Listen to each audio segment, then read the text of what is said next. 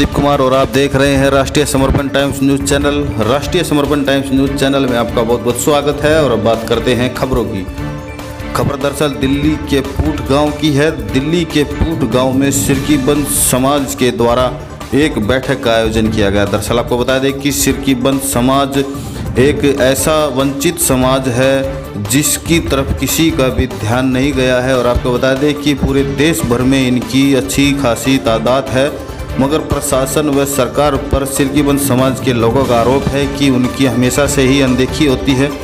वहीं आपको बता दें कि सिरकीबंद समाज की इस बैठक में कई अहम मुद्दे रहे और उन मुद्दों पर चर्चा की गई। आपको बता दें कि सिरकीबंद समाज सुधार समिति के प्रधान सुभाष की अध्यक्षता में इस बैठक का आयोजन किया गया था। और आपको बता दें कि दिल्ली की पूट गांव के अंदर 4 लोगों को इस सिरकीबंद समाज सुधार समिति में सदस्यों को नियुक्त किया गया है। आपको बता दें कि सदस्यों को नियुक्त करने के बाद सदस्यों से यह अपील की गई है कि वो लोग समाज की हर समस्याओं को लेकर के कार्य करेंगे, समाज सुधारने का कार्य करेंगे। वहीं आपको बता दें कि इस अवसर पर सिरकीबंद समाज सुधार समिति के प्रधान श्री सुभाष जी ने बताया कि पूरे देश भर में हमारी बहुत ज़्यादा संख्या है, लेकिन हमारी ज़्यादा संख्या होने के बावजूद भी सभी सरकारों के द्वारा हमारी अनदेखी की जाती है। वही आपको बता दें कि सुभाष ने यह भी बताया कि देश की आज़ादी में भी सिरकीबंद समाज का बहुत बड़ा योगदान है। अंग्रेज़ों को डंडों से मारकर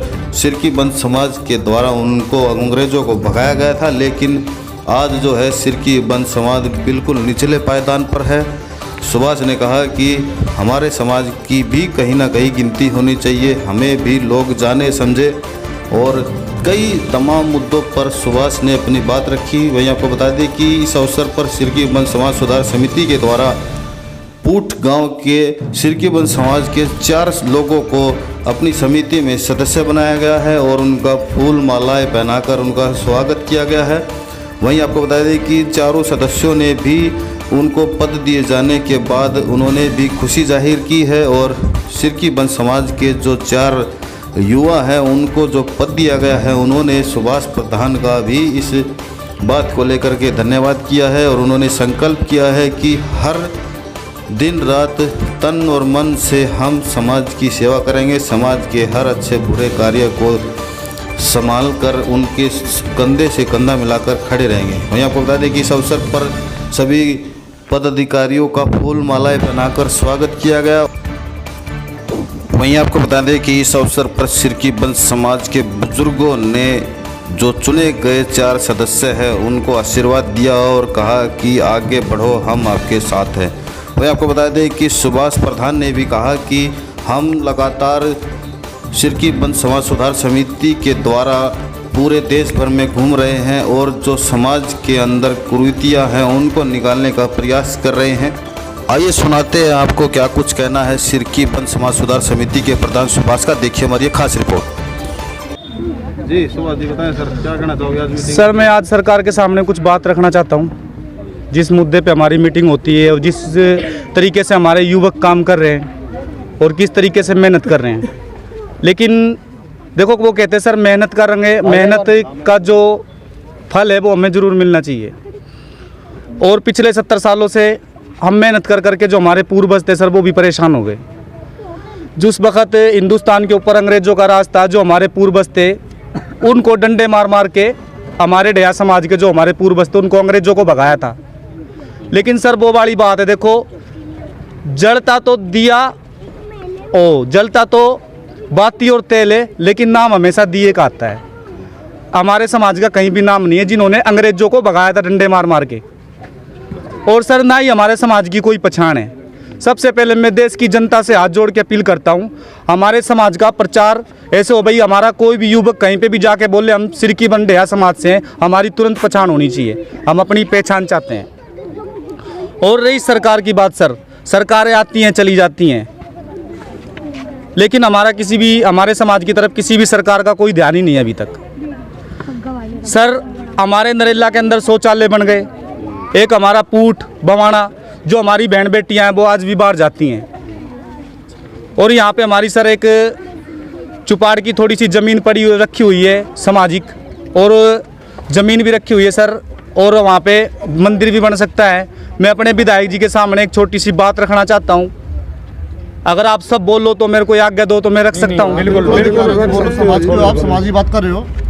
हमारे विधायक जी आपसे हाथ जोड़ के निवेदन है, हमारे यहाँ पे एक चुपाड़ की ज़मीन है हमारी, या तो वहाँ पे आप मंदिर की एग्री कर जाओ या आप वहाँ चुपाड़ का एग्री कर जाओ। ज़मीन हमारे पास है, ये मैंने अपनी बात रखी है विधायक जी के सामने। सर ये बताएं, जो आज मीटिंग की गई है इसके बारे में बताएं। सर देखो, मीटिंग तो आज हमने इस बेस पे की हुई है।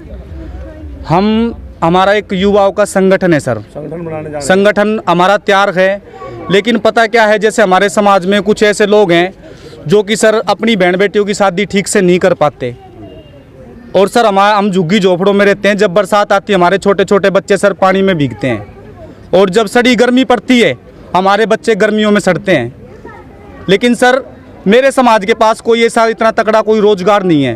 पहले हमारा समाज छाछ बनाता था सर, हमारा छाछ का व्यापार है, जो तिल्लियों के बनते हैं छाछ का व्यापार है हमारा। लेकिन अब तिल्ली भी खत्म हो गई। हमारे पूर्वज जंगलों में से तिल्ली काट के लाते थे सर और छाछ बनाते थे। लेकिन अब हमारा पूरा समाज बेरोजगार है, इनके पास कुछ भी रोजगार नहीं है, नौकरी नहीं है, कुछ इनके पास कुछ नहीं है। और मैं सरकारों से अपील करता हूँ, सिरकीबंद समाज एक गरीब समाज, इनका ध्यान होना चाहिए। हम हर डेरों से हमारे हर गांव से 5 मेंबर अपने चुन रहे हैं, जो कि हमने संस्था बनाई है, एक सिरकीबंद समाज सुधार समिति। ये एक सर संस्था है और काफ़ी युवक।